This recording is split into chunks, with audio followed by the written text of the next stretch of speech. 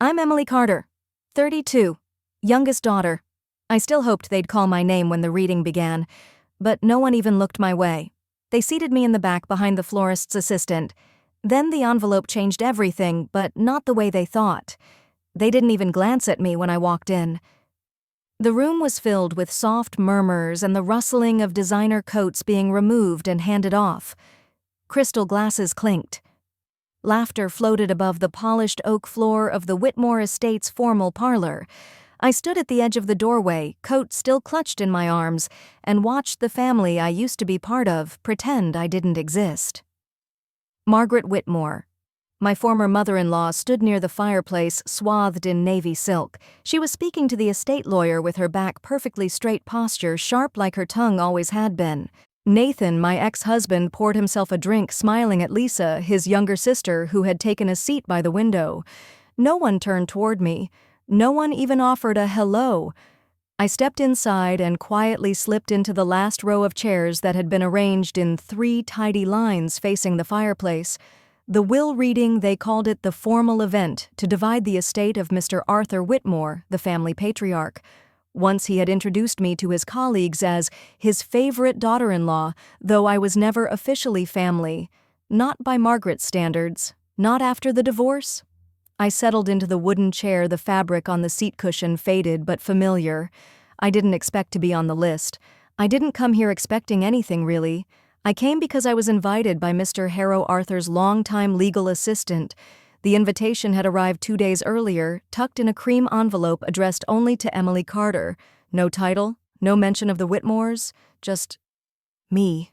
And still, as I sat there, I couldn't help but notice how the air felt colder behind everyone's backs. Lisa turned to whisper something to Margaret, who smirked, then both looked past me like I was invisible. They made sure I heard it anyway. "She's not family," Lisa said under her breath, though just loud enough for it to carry. "Why is she even here, I suppose? Some people just don't understand boundaries," Margaret replied, lips barely moving. Poor thing. I sat still. I didn't flinch, didn't turn around. My fingers gripped the fabric of my coat in my lap just a little tighter, nails digging slightly into the lining. I kept my chin level, my gaze soft. I had rehearsed this. Every reaction I would not allow myself to have. Nathan glanced at me for just a moment. He looked surprised, maybe even uneasy, but then Lisa nudged his elbow and he smiled again like nothing had happened. I took a breath, the kind that stretches your ribs just enough to remind yourself you're still here, that you're allowed to be here. Mr. Harrow entered shortly after, carrying a thick leather folder and a quiet presence that immediately settled the room. Everyone shifted upright. Conversations died mid-sentence. Margaret's smile flattened as he took his place near the fireplace.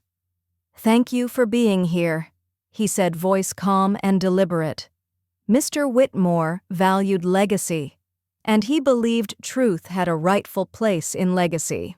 There was a slight pause. Someone coughed. A glass was set down too hard.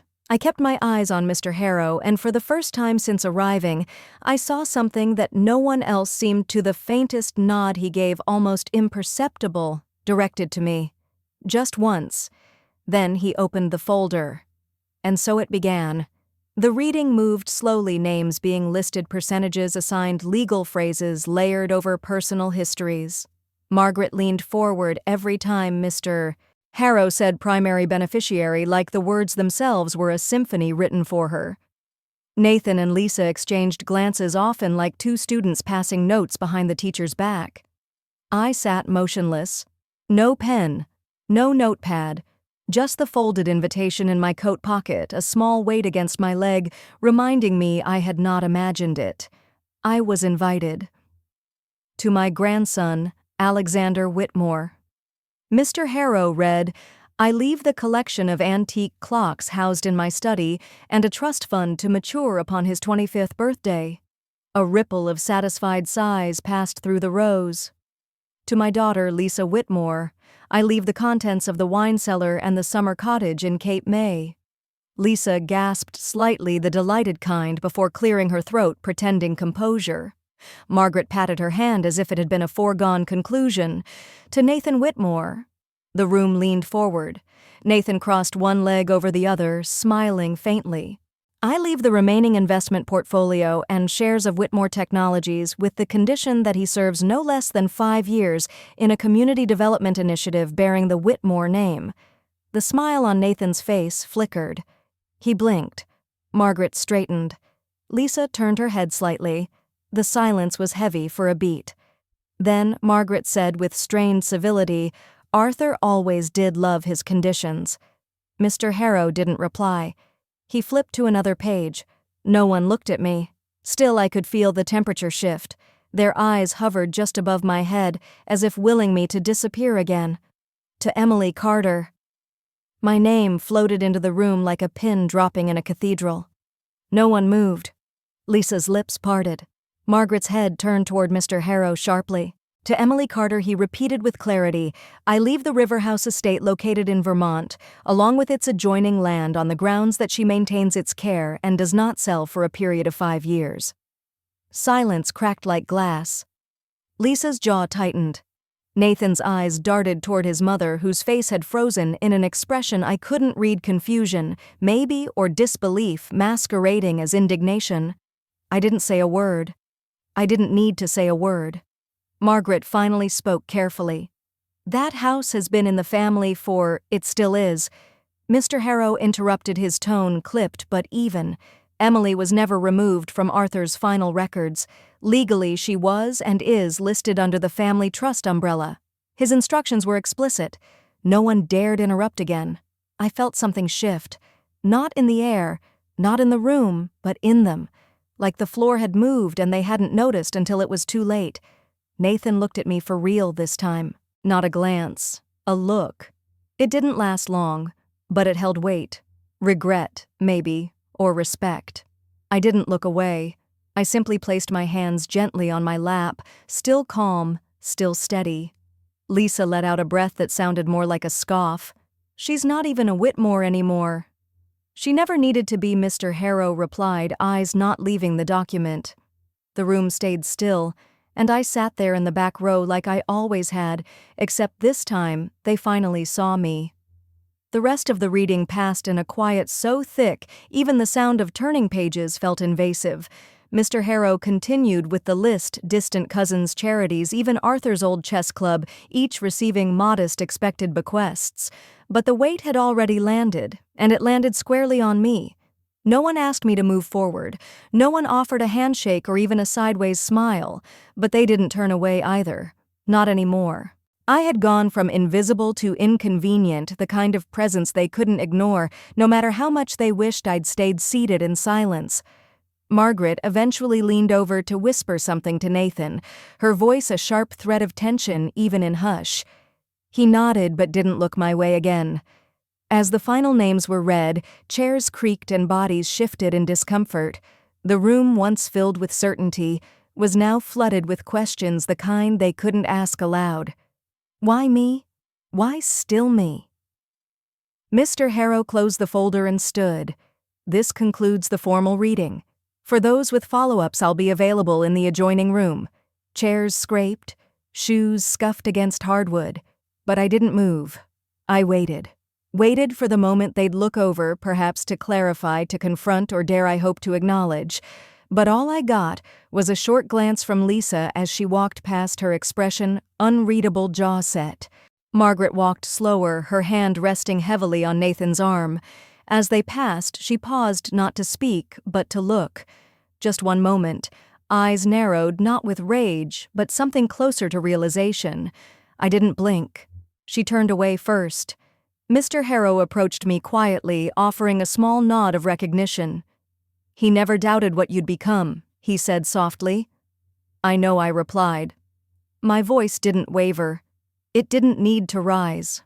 I stood. My coat brushed against the wooden pew as I turned, the invitation still in my pocket, still unopened by anyone but me. As I walked down the center aisle alone, calm, unshaken, I noticed a few heads turn. Not in judgment, not in pity, just in presence. I was no longer the footnote. At the door, I paused. The sun outside was soft, low, warm against the stone steps. I didn't look back. I didn't need to. They had already seen everything they needed to see, and I stepped out, my heels echoing softly behind me, the only sound in a room still reeling in silence. 3 days before the will reading, I got the call. It wasn't from Margaret, of course she hadn't called me in years, but from a family liaison at the estate law firm. "Ms. Carter," the woman said, polite and efficient, "your attendance has been noted on the official list per Arthur Whitmore's final instructions." My chest tightened. "Am I supposed to speak?" "No, ma'am," she replied. "Just to be present, just to be present." That phrasing lingered with me. The Whitmores didn't ask for my presence. Arthur did. It was the kind of detail that Margaret would find infuriating, and Nathan, well, he'd probably roll his eyes assuming I'd come to cause a scene. But I didn't come for them. The day before the reading, I drove out to the family house, not inside, not even to the gate, just to the curb across the street where the brick pillars and wrought iron fence framed the estate like something from a distant memory. Through the gaps in the hedges, I could see flickers of movement.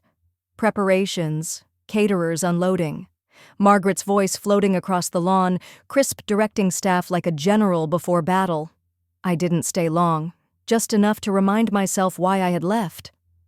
That evening, I stopped by the small apartment I'd rented after graduate school, a far cry from the grand guest house Arthur once offered. I pulled out a letter I hadn't opened since the day it arrived. His handwriting even then was steady.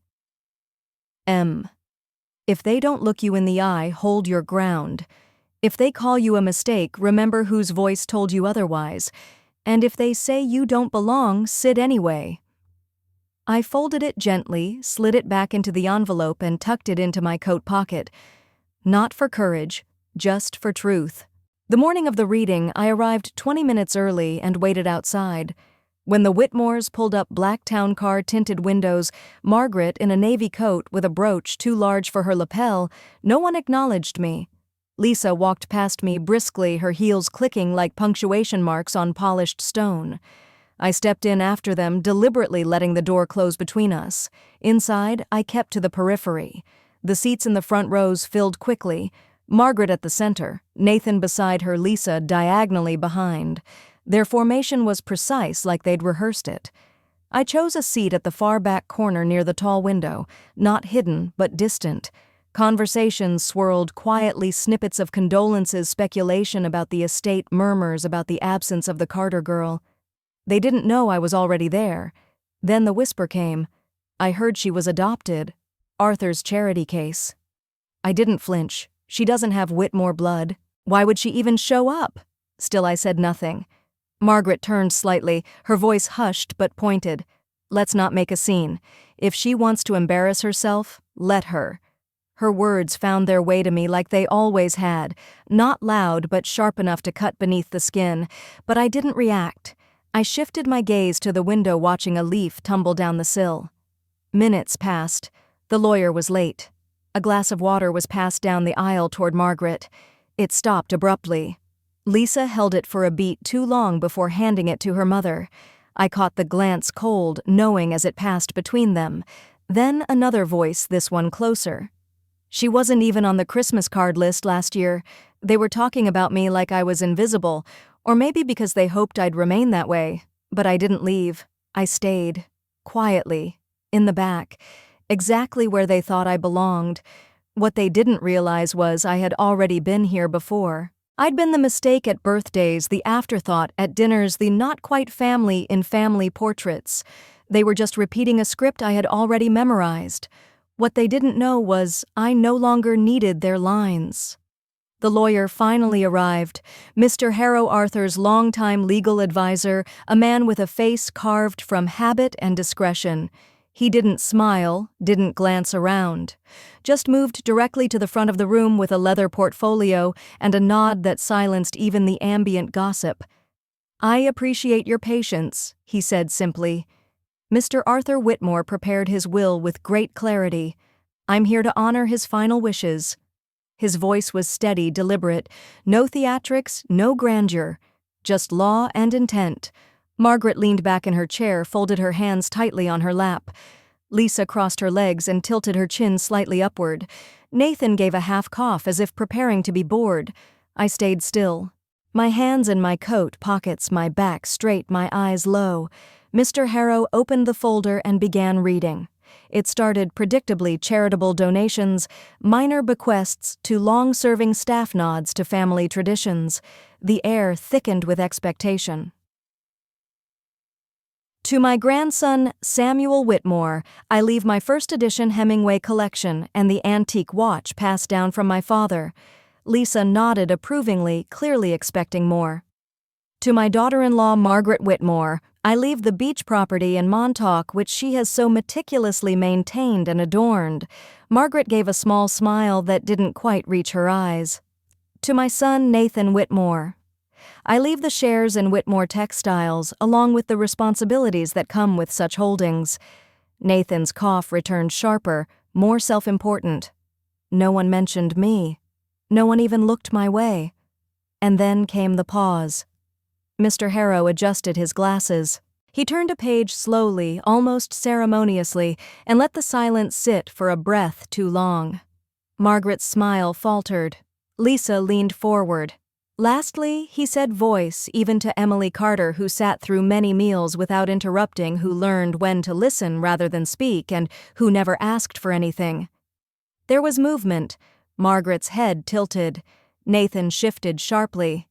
I leave the Whitmore Lodge not for its value but for what it once represented: a place of retreat, of truth, and of second chances.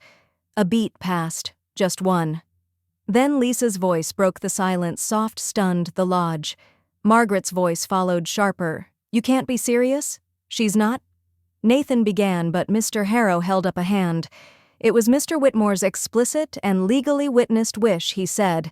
This was not a recent change. The room was no longer silent, just stunned. Chairs creaked, breaths caught, eyes found me. I stayed seated. Margaret turned to Mr. Harrow, tone laced with forced composure. We weren't made aware she was included. That was intentional, he replied simply. He asked that her presence speak for itself. Lisa muttered, She's not even... blood. That word blood landed like an accusation. I remained still. I didn't look at them. I didn't need to. Mr. Harrow cleared his throat. Mr. Whitmore also left a sealed letter. It is addressed to Emily to be read privately. He reached into the folder and held it up. From across the room, our eyes met. He didn't smile, but there was something in his gaze. Recognition, perhaps. Or respect. I stood slowly. A rustle of disbelief swept through the room. Someone whispered, She stood up. Margaret's fingers tightened around her purse. Nathan muttered, Unbelievable. I walked calmly to the front, no rush, no hesitation. My heels clicked softly against the hardwood, each step louder than the last. I reached out and took the letter from Mr. Harrow's hand. Thank you, I said, not loudly, but clearly. Then I turned not toward them, but toward the back. And I walked back to my seat. Same chair, same corner. But the weight in the room had shifted. They no longer ignored me. They watched. Not because I had said anything, but because I hadn't. Back in my seat, the envelope resting on my lap felt heavier than it should. I didn't open it. Not yet. Not while they were all still watching, some with disbelief, others with thinly veiled disdain. Margaret stood abruptly, the legs of her chair scraping against the wood. We'll contest this, she said, turning to Mr. Harrow. My husband would never. Mr. Harrow didn't flinch. Your husband did, and he made sure it was airtight. Nathan was silent, lips tight, gaze bouncing between the will and me, like he couldn't make the connection. Lisa whispered something into her phone, maybe texting someone, maybe just pretending to avoid the tension that now clung to the walls. I shifted slightly in my chair, folding the envelope carefully and sliding it into my coat pocket. Still not saying a word. They could feel it. The discomfort, the rearrangement of dynamics. Mr. Harrow began collecting the papers, his part seemingly done. If there are no further questions, I believe this concludes the reading. Margaret didn't answer. She grabbed her purse and moved quickly toward the exit. Lisa followed close behind, glancing over her shoulder at me, eyes narrowed, not with hatred but uncertainty. For the first time she didn't seem sure where I fit, or if she still outranked me. Nathan lingered a moment longer, then walked past me without acknowledgement. No look, No words, just departure. And I sat alone in the back row again, but this time it was different. I wasn't hiding. I wasn't excluded. I had been acknowledged not with fanfare, not with applause, but with deliberate quietness. With a choice Arthur made, knowing it would unravel them more than any argument ever could. When the room finally emptied, I remained. The echo of heels on wood faded. The ticking of the grandfather clock near the fireplace took over. Steady. Patient. I pulled the envelope back out, opened it slowly. Inside was a single sheet of thick cream paper, Arthur's handwriting firm and precise. Emily, I knew they'd scoff. I knew they'd claim blood over bond, but I've always known who listened and who simply waited their turn to speak. You never asked, you never demanded, but you saw. The lodge is yours because you never tried to own it. I hope you'll return to it when you're ready, and make it yours in your way. A. My hands didn't shake, but something behind my eyes did. I folded the letter slowly, placed it back in the envelope, and let out a breath I didn't realize I was holding. I stood, buttoned my coat, and walked to the front of the room. Mr. Harrow was still by the fireplace, sipping what looked like lukewarm coffee. "Thank you," I said softly. He nodded. "He trusted you. I didn't expect anything. That's why you were chosen." We didn't say more. I turned and left the room. As I stepped outside, the cold air met me like an old friend, brisk, bracing, honest. The car I came in was still parked at the edge of the gravel driveway. No one was waiting for me, and I didn't need them to be. I wasn't the forgotten one anymore, just the one who stayed quiet long enough to be remembered. The drive up to the lodge was quieter than I expected. The tires crunched over old gravel, the kind that hadn't been replaced in years, but somehow still held firm. Trees lined the road like silent witnesses, golden leaves spinning lazily in the early autumn breeze. I hadn't been back since I was 17. Arthur's lodge sat on the hill just beyond the bend, all stone and cedar and solemn dignity. I parked, sat for a moment with my hands on the steering wheel, then stepped out. The wind tugged lightly at my coat as I walked up the steps, the key he left fitting perfectly into the heavy front door. Inside, nothing had changed. Same faded rugs, same fireplace soot that never really scrubbed out. The air smelled like cedarwood, dust, and thyme. But the moment I stepped over the threshold, it didn't feel borrowed. It felt still and mine. I spent the next hour opening windows, letting in air, folding back old sheets. Everything here had been waiting for someone to remember it just like I had. Later that evening, I lit a fire in the hearth and boiled water for tea. As the room warmed, so did something in me. Not happiness exactly, but a kind of unspoken steadiness, that maybe for the first time in a long time I didn't have to prove anything to anyone. My phone buzzed once, then again. I hesitated, then checked it.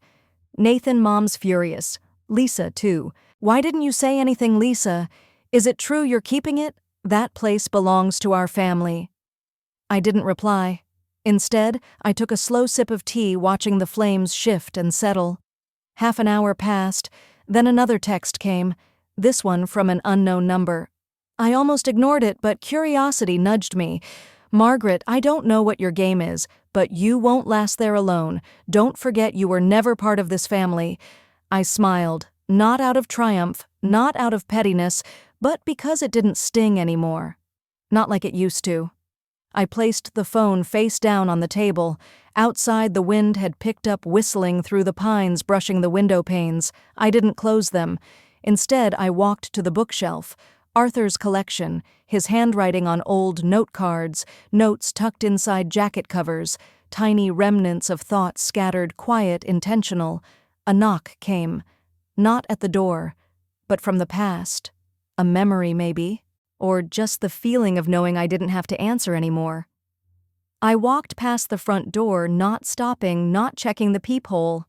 Not because I didn't care who it might be, but because finally they weren't the center of the room anymore. I was. The next morning I woke to silence, the kind of quiet that only exists when no one is expecting you to speak.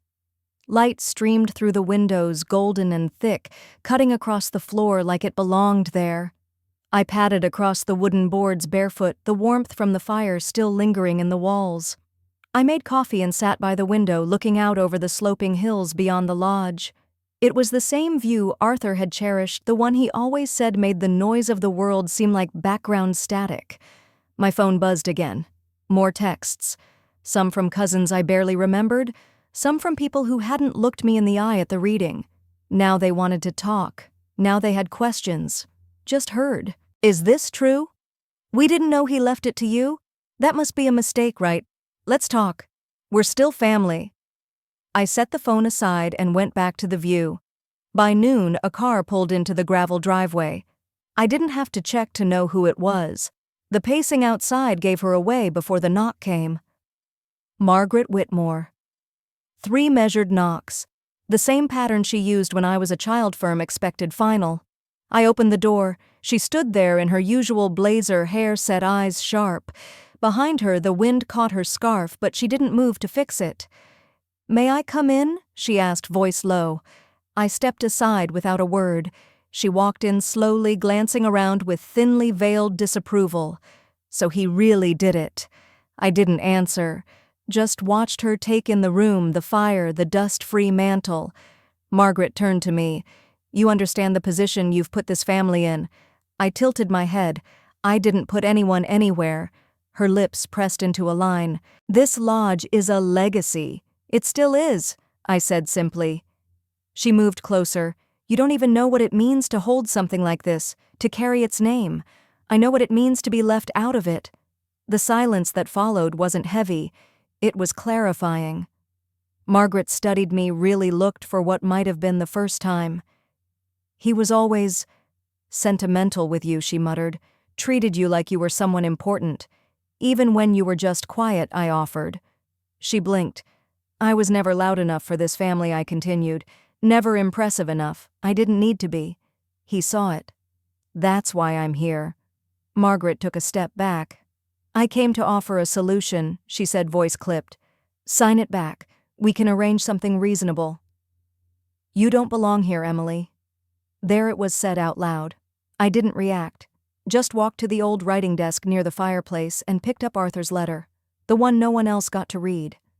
I handed it to her. Margaret hesitated, then unfolded it. Her eyes moved across the page. Once. Twice. Then slower. I saw the shift, not dramatic, not loud, but unmistakable. Her hand trembled just slightly when she folded the letter again. "I didn't know I did," I said. "I knew." She met my gaze. Something wavered, something long buried, but she tucked it away again before it could surface. "You've made your choice," she said. "No," I replied. He did. She opened her mouth, then closed it again. This time I didn't offer her tea. This time I opened the door first. Margaret looked at me like she might say something else, another jab maybe, a warning. But instead, she walked past me, her heels clicking against the wood with the same rhythm as always, just a little less certain. And when the door closed behind her, it didn't echo. It landed like punctuation. Like the final word in a chapter I no longer had to rewrite. The next few days passed in quiet waves. Some of the Whitmore family tried to reach out, emails, voicemails, even a few typed letters with formal headers and carefully chosen words. None of them mentioned the scene at the will reading.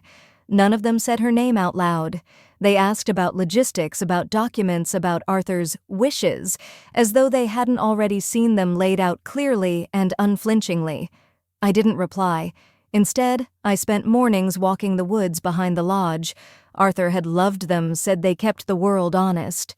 He taught me how to track fox prints in the snow there when I was 10, told me stories about the trees, remembering everything even when people forgot.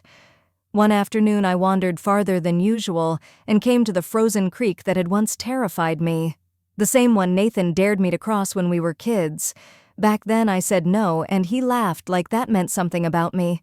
Now I stepped onto the ice 1 foot at a time. It held. I didn't look back. That evening, Mr. Harrow came by. He stood at the door with 2 small boxes, both sealed and stamped with Arthur's crest. His eyes were kind but cautious.